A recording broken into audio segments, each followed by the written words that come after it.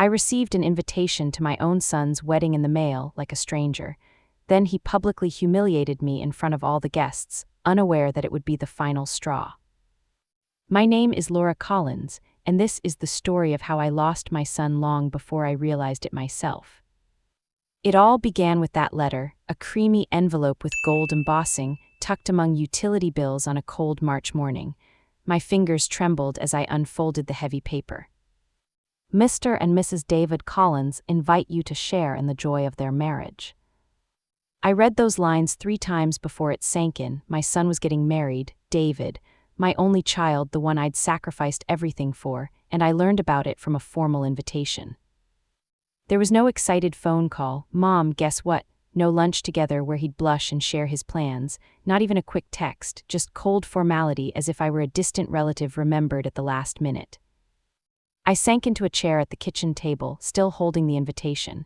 David was 29. He lived in an upscale neighborhood in a high-rise with floor-to-ceiling windows, which I'd seen only once when he reluctantly showed it to me a year ago.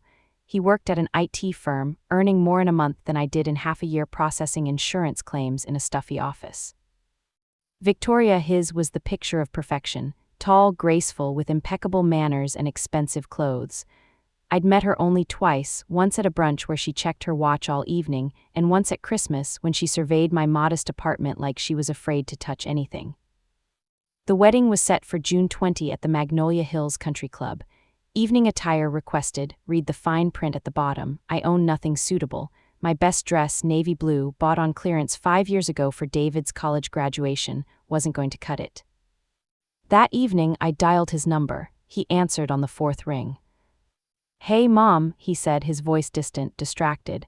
I pictured him scrolling through emails or texting someone else. "I got the invitation," I said, trying to sound cheerful. "Oh, good," he replied without warmth, just a statement of fact. "Congratulations, honey, Victoria's a wonderful girl." A pause. "Yeah, she's great." "Listen, about the wedding, maybe I could help with something. I know planning is stressful. Maybe flowers or picking the cake. I'd love to be involved." "Mom, stop," he cut in, his tone sharper. "It's all handled. Victoria's parents took care of everything." "David, I'm not talking about money," I said, my heart tightening. "I mean being there, the mother-son dance, picking out I just want to be part of your life." "We've already chosen everything," he said, sounding weary. "Look, just show up, okay? Dress nice, but not too, you know. Victoria's family is pretty conservative." "Not too what?" I asked, though I already knew the answer. "Never mind, I gotta go. Victoria's making dinner."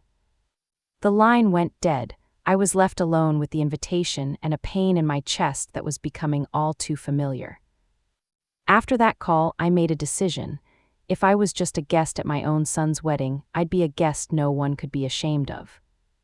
For the next 3 months, I saved every penny. I skipped lunches, walked to work instead of taking the bus, canceled cable. I clipped coupons with obsessive precision, counted every dollar, said no to any expense for myself. By May, I'd saved enough to buy not just a dress but an outfit that would let me hold my head high among the country club crowd. I chose a deep emerald gown, elegant, not flashy, from a boutique I'd never dared enter before. It cost more than I'd spent on myself in a year. I bought matching low-heeled shoes with silver accents. For the first time in a decade, I went to a professional stylist. She gave me soft curls and subtle highlights. When she spun me toward the mirror, I barely recognized myself.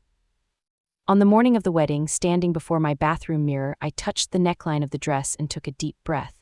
The woman staring back wasn't just someone's mother. She was whole, worthy enough. Whatever happened that day, I was walking into that wedding knowing I'd done my best, not for David, for me. Magnolia Hills Country Club lived up to every expectation.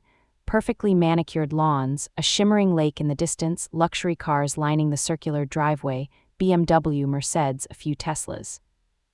I'd washed my 15-year-old Civic the day before, hoping it would blend in. It didn't. The venue glowed with marble floors and crystal chandeliers. Guests mingled in designer dresses and tailored tuxedos, their laughter bouncing off the vaulted ceilings. I walked slowly, the click of my heels on the polished floor feeling deafening, trying not to feel so out of place. I spotted David by the staircase. He looked stunning in a black tuxedo, dark hair perfectly styled, a wide smile as he laughed at something Victoria's father said. Victoria stood beside him, radiant in a gown that belonged on a bridal magazine cover. They looked like a couple from a movie. I stepped closer, my heart clenching in my chest. David's eyes met mine and his smile faded, not with warmth or recognition, but with something that looked alarmingly like unease.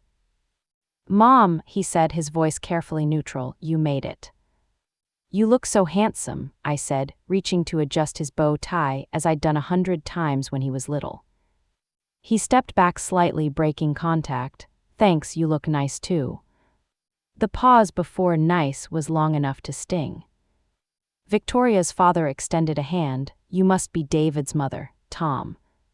"Laura Collins," I replied, shaking his hand. "Congratulations on such a wonderful son-in-law." "Indeed," he said, offering a polite smile before turning back to David. I lingered for a moment, then quietly stepped away. Just like that, I faded into the background of my own son's wedding. And no one seemed to notice. The banquet hall was a masterpiece of understated luxury. White linens draped round tables, crystal glasses gleamed under chandeliers, tall floral arrangements filled the air with the scent of roses and eucalyptus.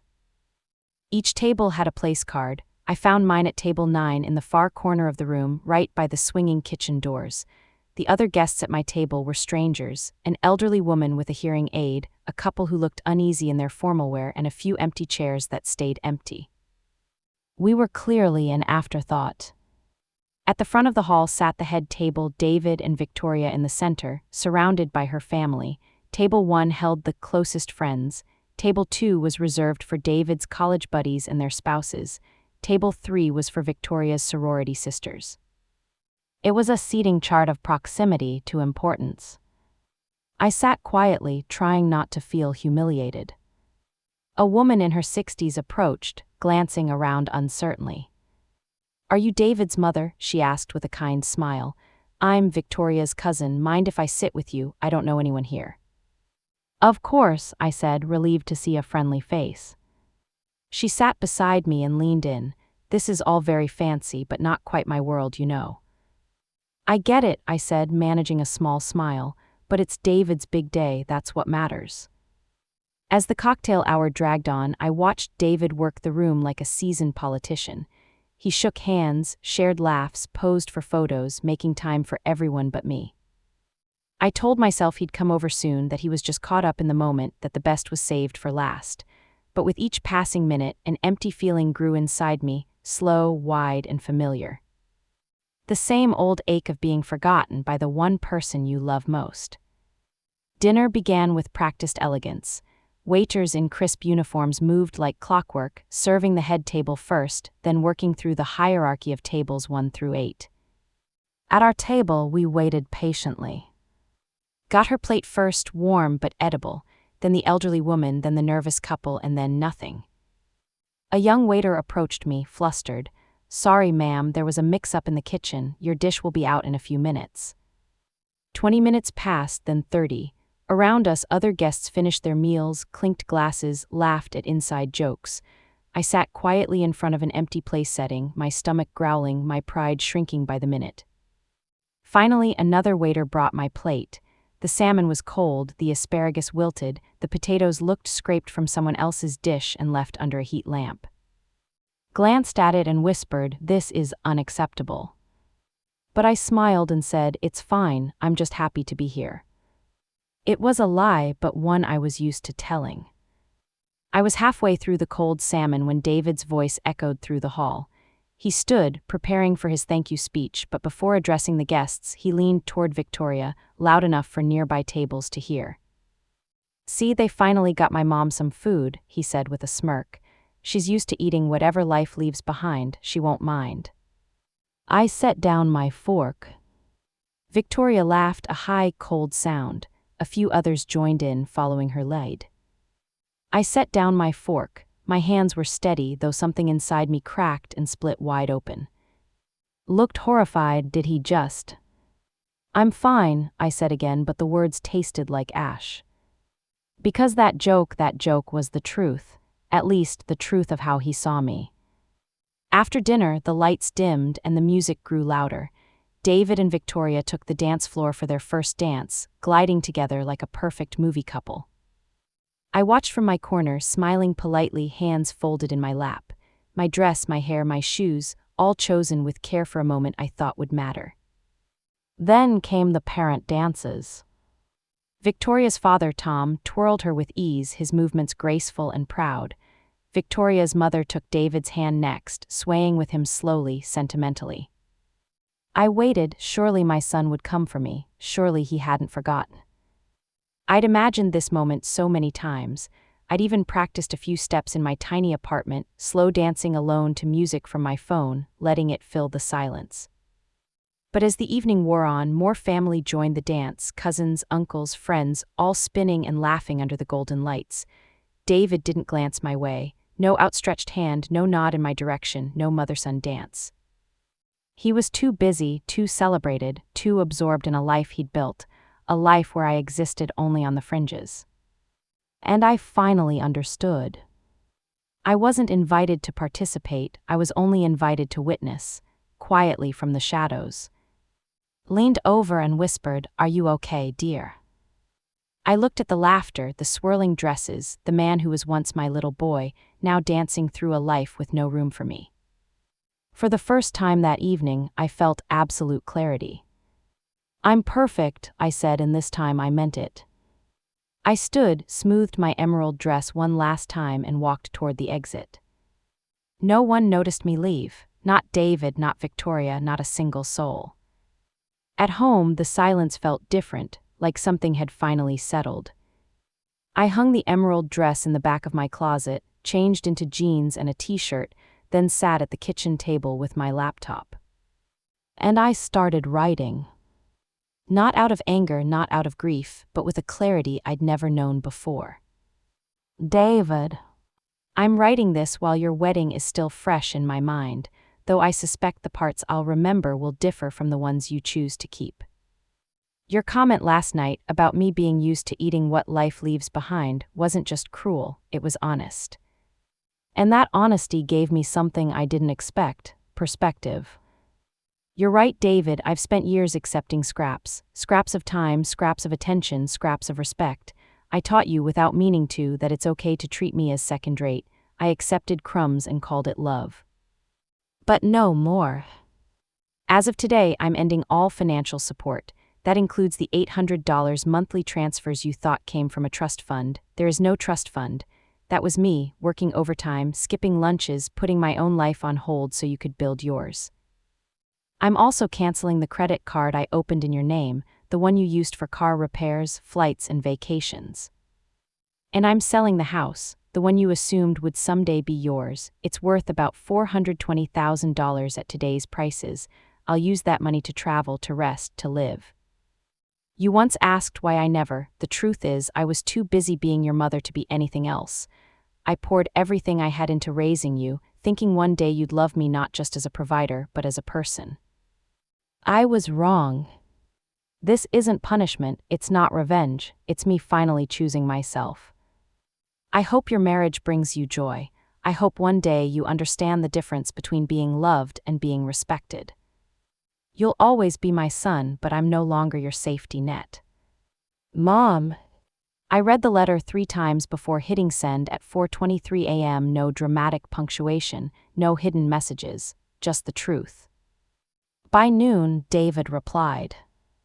Mom, what the hell, are you having some kind of breakdown? I think you misunderstood what happened at the wedding. It was just a joke. Everyone laughed, not just at you. You're being way too sensitive. Can we talk like adults? Selling the house is insane. That's my inheritance you're talking about. Dad would be rolling in his grave.